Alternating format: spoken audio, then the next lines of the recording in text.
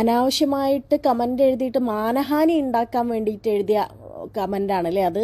എനിക്ക് കൃത്യമായിട്ട് എനിക്ക് മനസ്സിലായിട്ട് പോലും ഇല്ല. അതാണ് ഞാൻ നിങ്ങളുടെ ഇൻബോക്സിൽ വന്നിട്ട് ഞാൻ ചോദിക്കുന്നത്, എന്താണ് കാരണം, എന്താ അങ്ങനെ ഒരു കമൻറ്റിൻ്റെ കാര്യം എന്താണെന്ന് ഞാൻ ചോദിച്ചത്. നിങ്ങൾ ഇതിൻ്റെ ഉത്തരം എനിക്ക് തരണം, അല്ലെങ്കിൽ ഞാൻ ലീഗലി നിങ്ങൾക്കെതിരെ ഞാൻ പോകും. എന്നെക്കുറിച്ച് അടിസ്ഥാന വിരുദ്ധമായിട്ട് എനിക്ക് മാനഹാനി ഉണ്ടാക്കുന്ന രീതിയിൽ കമൻ്റ് ഇട്ടതിനും നിങ്ങൾ ഈ പറഞ്ഞ സാധനങ്ങൾക്ക് ഉറപ്പാണിത്. നിങ്ങൾ കൃത്യമായിട്ട് ഈ കാര്യങ്ങൾ പറഞ്ഞതിന് എനിക്ക് നിങ്ങൾ ഡീറ്റെയിൽസ് തരണം. ബിന്ദു അല്ല, ആരാണ് ഞാൻ ചോദിക്കാം, ബിന്ദു ചേച്ചിനോടൊപ്പം ഞാൻ ചോദിക്കാം. കല്യാണം കഴിഞ്ഞ് ഒരു കുഞ്ഞിൻ്റെ അമ്മയായ ഷഹനാസ് രാമനാട്ടുകരയിലെ യുണീക്ക് കോളേജിൽ +2 പഠിക്കാൻ വന്നതിലോ, അല്ലെങ്കിൽ അത് കഴിഞ്ഞ് അവിടെ നിന്ന് മാറി ചെറുവണ്ണൂരിലെ മേഴ്സി കോളേജിൽ ഡിഗ്രിക്ക് പഠിക്കുമ്പോൾ സ്വന്തം കുഞ്ഞിനെ കോളേജ് പ്രോഗ്രാമിന് കൊണ്ടുപോയിട്ട് ഇത് ഇത്താത്തയുടെ കുഞ്ഞാണെന്ന് പറഞ്ഞതിലോ നമുക്ക് യാതൊരു കുഴപ്പമില്ല. ഇതൊന്നും ആർക്കും കുഴപ്പമില്ല. പക്ഷേ അതേ മേഴ്സി കോളേജിൽ തൻ്റെ കുഞ്ഞും തൻ്റെ ഭർത്താവും വീട്ടിലിരിക്കുമ്പോൾ ആ കോളേജിലെ തൻ്റെ സഹപാഠിയുമായി പ്രണയത്തിലായ ഷഹനാസ് എന്ന് പറയുന്ന പിടക്കോഴിയെ, ആ കോഴിത്തരത്തെ നമ്മൾ ചോദ്യം ചെയ്യും അല്ലേ? ഇനിയിപ്പോൾ നിങ്ങൾ കേട്ട സംഭാഷണം, അത് ഷഹനാസ് ഒരു വ്യക്തിക്ക് അയച്ച സംഭാഷണമാണ്. ആ വ്യക്തിക്ക് അയച്ച സംഭാഷണത്തിൽ പറയുന്നത്, ആ വ്യക്തി ഷഹനാസിനെ കുറിച്ച് ഒരു കാര്യം ഒരു ഗ്രൂപ്പിൽ പറഞ്ഞു. ആ പറഞ്ഞ കാര്യത്തിന് താൻ നിയമ നടപടി സ്വീകരിക്കുമെന്ന് പറഞ്ഞ് 2026 ജനുവരി 12 ആ വ്യക്തിക്ക് ഷഹനാസ് അയച്ച ഓഡിയോ ക്ലിപ്പാണ് നിങ്ങൾ കേൾക്കുന്നത്. 2026 ജനുവരി 12. ഇന്ന് നമ്മൾ സംസാരിക്കുന്ന ദിവസം എന്ന് പറയുന്നത് 2026 ഫെബ്രുവരി 5. ഈ നിമിഷം വരെ അത്തരത്തിലൊരു നിയമ നടപടി സ്വീകരിച്ചിട്ടുമില്ല. മാത്രമല്ല, ഈ വ്യക്തി ഷഹനാസ് ആവശ്യപ്പെട്ടതുപോലെ ഒരു രീതിയിലുള്ള വിശദീകരണമോ അല്ലെങ്കിൽ മറ്റുള്ള ന്യായീകരണങ്ങളോ ഒന്നും പറഞ്ഞിട്ടുമില്ല. അയാൾ പറഞ്ഞ കമൻറ്റോ അയാൾ പറഞ്ഞ ആരോപണങ്ങളോ അയാൾ പിൻവലിച്ചിട്ടുമില്ല. അപ്പോൾ എന്താണ് ഈ കേസ്? നിങ്ങൾ പറഞ്ഞ കാര്യം എന്താണ്? ആ വ്യക്തി പറഞ്ഞ കാര്യം എന്താണ്? അത് മറ്റൊന്നുമല്ല, തൃശ്ശൂർ ജില്ലയിലെ അന്നമനടയിലെ ഒരു കുട്ടി, ആ കുട്ടിയുടെ ചികിത്സാ ആവശ്യത്തിന് വേണ്ടി ഒരു ഫണ്ട് കളക്ഷൻ നടത്തി. ആ ഫണ്ട് കളക്ഷനിൽ ഈ പറയുന്ന ഷഹനാസ് കൈയിട്ട് വാരി എന്നുള്ളതാണ് ഈ പറഞ്ഞ ആരോപണം. മനസ്സിലായില്ലേ? അപ്പോൾ എനിക്ക് നഷ്ടപ്പെടാനൊന്നുമില്ല. എൻ്റെ മൊബൈൽ ഇതാ നിങ്ങളുടെ മുന്നിൽ. ഞാൻ രാഹുൽ മാങ്കൂട്ടത്തിനെ വെല്ലുവിളിക്കുന്നു. രാഹുൽ മാങ്കൂട്ടത്തിൻ്റെ അമ്മയ്ക്ക് മുന്നിൽ, അല്ലെങ്കിൽ രാഹുൽ മാങ്കൂട്ടത്തിൻ്റെ സഹോദരിയുടെ മുന്നിൽ, ഞാൻ മാധ്യമങ്ങൾക്ക് മുന്നിൽ എല്ലാം സംവാദത്തിന് റെഡിയാണെന്ന് പറഞ്ഞ ഷഹനാസിനോട് നമ്മൾ ചോദിക്കുന്നത്, മേഴ്സി കോളേജിൽ പഠിക്കുമ്പോൾ കുഞ്ഞുണ്ടായിരുന്ന ഭർത്താവുണ്ടായിരുന്ന ഷഹനാസ് ഏതർത്ഥത്തിലാണ്, എന്ത് ധാർമ്മികതയുടെ പുറത്താണ്, എന്താണ് അതിൻ്റെ ന്യായം, മറ്റൊരു സഹപാഠിയുമായി പ്രണയത്തിലായത് എന്താണ് അതിൻ്റെ മാനദണ്ഡം എന്നുള്ളതാണ് ഒന്നാമത്തെ ചോദ്യം. രണ്ടാമത്തെ കാര്യം, തൃശ്ശൂർ ജില്ലയിലെ അന്നമനടയിലെ ഈ കുരുന്നിൻ്റെ ചികിത്സാ സഹായ ഫണ്ടിൽ കൈയിട്ട് വാരിയ ഷഹനാസിൻ്റെ ധാർമ്മികത എന്താണ് എന്നുള്ളതാണ്. ഇനി ഞാൻ ചോദിക്കുന്നത്, ഇങ്ങനെ പലതിലും കൈയിട്ട് വാരിയിട്ടാണോ ഒലീവ് പബ്ലിക്കേഷനിലെ ജീവനക്കാരിയായ ഷഹനാസ് മക്ബത്ത് എന്ന് പറയുന്ന പബ്ലിക്കേഷൻ സ്ഥാപനത്തിൻ്റെ പ്രസിദ്ധീകരണ സ്ഥാപനത്തിൻ്റെ മേധാവിയായത് എന്നുള്ള ചോദ്യം കൂടി ഞാൻ മുന്നോട്ട് വെക്കുക. മറുപടി പറയേണ്ടത് ഷഹനാസാ. മനസ്സിലായില്ലേ? ഷഹനാസിൻ്റെ വെല്ലുവിളി രാഹുൽ മാങ്കൂട്ടം ഒരു ഭാഗത്ത് ഏറ്റെടുത്തിട്ടുണ്ട്. അത് പക്ഷേ രാഹുൽ ഏറ്റെടുത്ത വെല്ലുവിളി ഒരു പടി കൂടി കടന്നിട്ട് ഒന്നുകൂടി കുറച്ചുകൂടി സൗകര്യപ്രദമാകുന്ന രീതിയിൽ നമ്മൾ പറയുന്ന കാര്യങ്ങളും നമ്മൾ വെക്കുന്ന തെളിവുകളും ആധികാരികമാണോ എന്ന് വളരെ കൃത്യമായി പരിശോധിക്കാൻ സംവിധാനമുള്ള ഈ രാജ്യത്തിൻ്റെ നിയമത്തിന് മുന്നിൽ ഷഹനാസുമായി ഒരു സംവാദത്തിന് തയ്യാറായിക്കൊണ്ട് രാഹുൽ മാങ്കൂട്ടം ഇറങ്ങി പുറപ്പെട്ടിട്ടുണ്ട് കഴിഞ്ഞ ദിവസം. അതിൻ്റെ ആദ്യ സ്റ്റെപ്പ് എന്നുള്ള രീതിയിൽ കേരളത്തിൻ്റെ DGPക്ക് ഒരു പരാതി നൽകിയിട്ടുണ്ട്. ആര്? രാഹുൽ മാങ്കൂട്ടത്തിൽ. അതിന് രണ്ടാമത്തെ സ്റ്റെപ്പ് എന്ന രീതിയിലുള്ള ഷഹനാസുള്ള ഈ പറയുന്ന വക്കീൽ നോട്ടീസ്, ഡിഫാമേഷൻ കേസിലെ വക്കീൽ നോട്ടീസ് ഓൺ ദ വേ ആണ്. അടുത്ത ദിവസങ്ങളിൽ അത് ദുബൈയിൽ ഇരുന്നു കൊണ്ട് ഷഹനാസിന് കൈപ്പറ്റാൻ സാധിക്കുമെന്ന് ഞാൻ കരുതുന്നു. മനസ്സിലായില്ലേ? രാഹുൽ മാങ്കൂട്ടം ആ വെല്ലുവിളി ഏറ്റെടുത്തിട്ടുണ്ട്.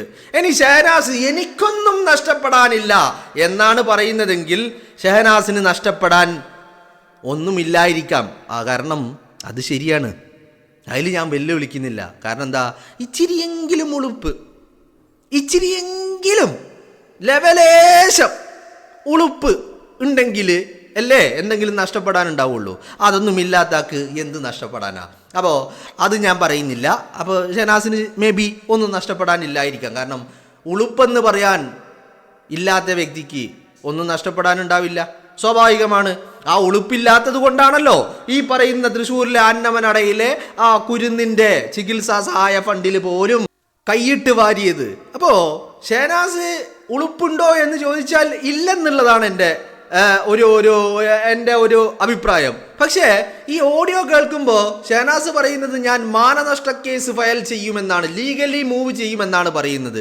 അപ്പോൾ പേടിപ്പിച്ച് മൂലക്കിരുത്താം എന്ന് ഷെനാസ് കരുതുന്നുണ്ടെങ്കിൽ കേസും കോടതിയും കാണിച്ച് ഭയപ്പെടുത്തി മൂലക്കിടുത്താം, അല്ലെങ്കിൽ അവരുടെ വായ മൂടിക്കെട്ടാം, അവരുടെ ശബ്ദങ്ങളെ ഇല്ലായ്മ ചെയ്യാം എന്ന് ഷെനാസ് കരുതുന്നുണ്ടെങ്കിൽ ഷെനാസെ ഇനിയും വന്നുകൊണ്ടേയിരിക്കും. ഇത് അവസാനിക്കുന്നതല്ല. ഇത് ദൃശ്യത്തെ പോലെ 1, 2, 3 അല്ല, അല്ലെങ്കിൽ ബാഹുബലിയെ പോലെ 1, 2 അല്ല, പാർട്ട്. ഇത് ഫ്രാഞ്ചൈസി എന്ന് പറയുന്നത് ഫാസ്റ്റ് ആൻഡ് ഫ്യൂരിയസ് പോലെ, ഇപ്പോൾ 10 വരെ എത്തി നിൽക്കുന്ന ഫാസ്റ്റ് ആൻഡ് ഫ്യൂരിയസ് പോലെ ഇങ്ങനെ നീണ്ടു പോകും. ഫാസ്റ്റ് ആൻഡ് ഫ്യൂരിയസിന്റെ അവസാന ഫ്രാഞ്ചൈസിയിലെ അവസാന സീരീസ് പ്രഖ്യാപിക്കപ്പെട്ടു കഴിഞ്ഞു. ഷെഹനാസിൻ്റെ ഇതിലെ അവസാനം എപ്പോഴാണെന്ന് പറയാൻ കഴിയില്ല. അത് അവസാനമാണെന്ന് തോന്നുമ്പോൾ അവസാനമാണെന്ന് പറയാം. എന്താണെങ്കിലും ഇത് 2, 3, 4, 5, 6, 7, 8, 9, 10 തീരൂല. ഈ എപ്പിസോഡുകൾ തുടർന്നു കൊണ്ടേയിരിക്കും. മനസ്സിലായില്ലേ? അപ്പോൾ ഷെഹനാസ് എനിക്കൊന്നും നഷ്ടപ്പെടാനില്ല എന്ന് പറഞ്ഞു കൊടുത്താണ് എൻ്റെ ചോദ്യം. ഉളുപ്പ് മേ ബി ഇല്ലാത്തത് കൊണ്ട് ഒന്നും നഷ്ടപ്പെടാനില്ലായിരിക്കാം. പക്ഷേ ആ ഷെഹനാസ് തന്നെ പറയുന്നു മാനനഷ്ട കേസ് കൊടുക്കും. എന്നാൽ പിന്നെ ഉളുപ്പുണ്ട് എന്തോ ഒന്ന്. ഇനി ഈ ഒന്നും നഷ്ടപ്പെടാനില്ല എന്ന് പറഞ്ഞ വ്യക്തി ചിലതൊക്കെ പുറത്തേക്ക് വരും അല്ലേ? കാരണം ഇങ്ങനെ വെളിപ്പെടുത്തലുകൾ, ഇങ്ങനെ ഓരോ കഥകൾ, പഴങ്കഥകൾ കെട്ടഴിച്ച് ഇങ്ങനെ പുറത്തേക്ക് വരുമ്പോൾ പലതും പുറത്തേക്ക് വരും. കൂട്ടത്തിൽ രാഹുൽ മാങ്കൂട്ടത്തിനെതിരെ നടന്നിരിക്കുന്ന വലിയ ഗൂഢാലോചനയും പുറത്തേക്ക് വരും. എവിടെ നിന്നാണ് ഫണ്ട് വന്നത് എന്നുള്ളത് പുറത്തേക്ക് വരും. ഇപ്പൊ ഫണ്ട് വന്നത് കൊമേഴ്ഷ്യൽ ബാങ്ക് ഓഫ് ദുബൈ എന്ന് പറയുന്ന CBD അക്കൗണ്ടിലൂടെയാണ് പണം വന്നത്, 1 ലക്ഷം ദിർഹംസ് വന്നത് എന്നുള്ള കാര്യം ഉറപ്പ്. പക്ഷേ അതിൻ്റെ സോഴ്സ് എവിടെയാണ് എന്നുള്ളത് ഇപ്പോഴും വ്യക്തമായിട്ടില്ല. കാരണം ഇത് നമ്മുടെ കൺട്രിക്ക് പുറത്തുള്ള ഒരു ട്രാൻസാക്ഷൻ ആയതുകൊണ്ട് ഈ പണം അയച്ച വ്യക്തി എന്ന് പറയുന്നത് അത്ര വലിയ നമുക്ക് പോപ്പുലർ അല്ലാത്തത് കൊണ്ടും, കാരണം ഈ ഇൻ്റർനാഷണൽ ട്രാൻസാക്ഷനുകളൊക്കെ നമുക്ക് അതിൻ്റെ സോഴ്സ് പണം ആർക്കും ബാങ്കിൽ പോയാലേക്കാം. ഇപ്പം എൻ്റെ കയ്യിൽ മറ്റൊരാൾ ഒരു 10 ലക്ഷം തന്നു, എന്നോട് പറഞ്ഞു ഇന്ന അക്കൗണ്ടിലേക്ക് അത് ട്രാൻസ്ഫർ ചെയ്യണം എന്ന് പറഞ്ഞു തന്നത് വേണമെങ്കിൽ എനിക്ക് ആ അക്കൗണ്ടിലേക്ക് ട്രാൻസ്ഫർ ചെയ്യാൻ പറ്റും. പക്ഷേ അത് തന്ന വ്യക്തി ആരാണ് എന്നുള്ളത് ഇനിയും പുറത്തേക്ക് വരേണ്ടതുണ്ട്. ഞാൻ പറഞ്ഞത് കഴിഞ്ഞ ദിവസം ഷെഹനാസിൻ്റെ അക്കൗണ്ടിലേക്ക് വന്ന 1 ലക്ഷം ദിർഹംസ് എന്ന് പറഞ്ഞാൽ ഷെഹനാസ് കഴിഞ്ഞ ദിവസം ദുബൈയിലിരുന്ന് UAE കൊണ്ട് നടത്തിയ വാർത്താ സമ്മേളനം 10 15 മിനിറ്റോ വരുന്ന വാർത്താ സമ്മേളനത്തിന് പ്രതിഫലമായി ലഭിച്ച 1 ലക്ഷം ദിർഹംസ് ഇന്ത്യൻ മണി എന്ന് പറയുമ്പോൾ ഓൾമോസ്റ്റ് 25 ലാക്ക്.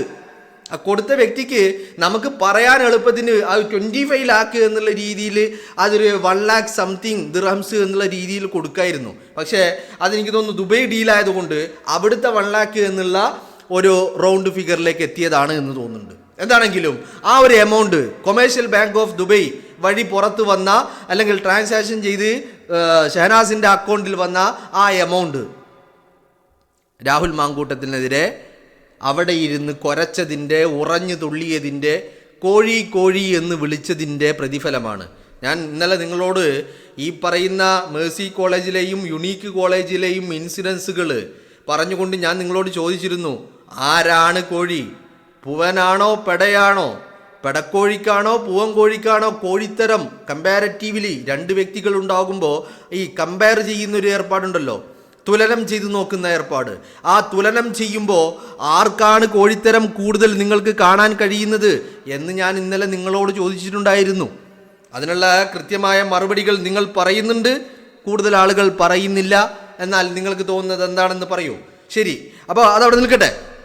അപ്പോൾ ഇതാണ് സിറ്റുവേഷൻ.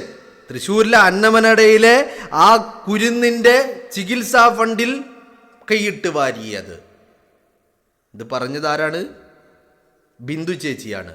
ആരാണ് ബിന്ദു ചേച്ചി എന്ന് ഷഹനാസിന് നന്നായിട്ട് അറിയാം.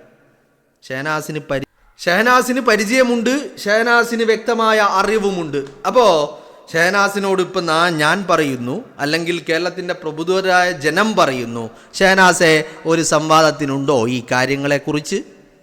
തെളിവുകൾ നിരത്തി മാധ്യമങ്ങൾക്ക് മുന്നിലാണെങ്കിൽ അവിടെ, ഇനി അതല്ല വേറെ എവിടെയെങ്കിലും ആണെങ്കിൽ അവിടെ. ഷഹനാസിന് താല്പര്യം മാധ്യമങ്ങളെയാണല്ലോ, അതുകൊണ്ടാണ് ഞാൻ മാധ്യമങ്ങളെന്ന് പറഞ്ഞത്. അപ്പോൾ മാധ്യമങ്ങളുടെ മുന്നിൽ ലൈവായിട്ട് ഇരിക്കാൻ തയ്യാറുണ്ടോ എന്നുള്ളതാണ് ഷഹനാസിനോടുള്ള എൻ്റെ ചോദ്യം എന്ന് പറയുന്നത്. മനസ്സിലായില്ലേ? അപ്പോൾ ഈ കാര്യങ്ങളൊക്കെ ഇനി ഇങ്ങനെ വരും ദിവസങ്ങളിൽ, വരും മണിക്കൂറുകളിൽ, മേ ബി എൻ്റെ അടുത്ത വീഡിയോയിൽ ഞാൻ അടുത്ത വെളിപ്പെടുത്തലുകൾ വരും. അപ്പോൾ വരും മണിക്കൂറുകളിൽ, വരും ദിവസങ്ങളിൽ ഈ കാര്യങ്ങൾ വ്യക്തമാക്കി ഷഹനാസിന് വ്യക്തമാക്കി തരുന്നതായിരിക്കും.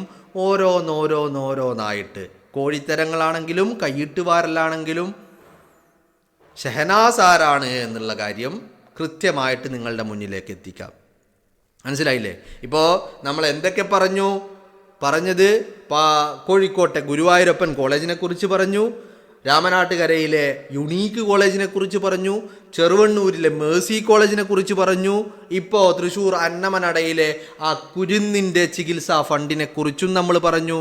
അതിന് മുൻപ് വാർത്താ സമ്മേളനം നടത്തിയ അതേ ദിവസം CBD ബാങ്കിലൂടെ, കൊമേഴ്ഷ്യൽ ബാങ്ക് ഓഫ് ദുബൈ, ആ CBD ബാങ്കിലൂടെ 1 ലക്ഷം ദിർഹംസ് ഷഹനാസിൻ്റെ അക്കൗണ്ടിലേക്ക് വന്ന കാര്യങ്ങളെക്കുറിച്ചും നമ്മൾ പറഞ്ഞു. ഇപ്പോൾ കാര്യങ്ങൾ ഏറെക്കുറെ വ്യക്തമായിട്ടുണ്ടാകുമല്ലോ. അടുത്തത് ഓൺ ദ വേ.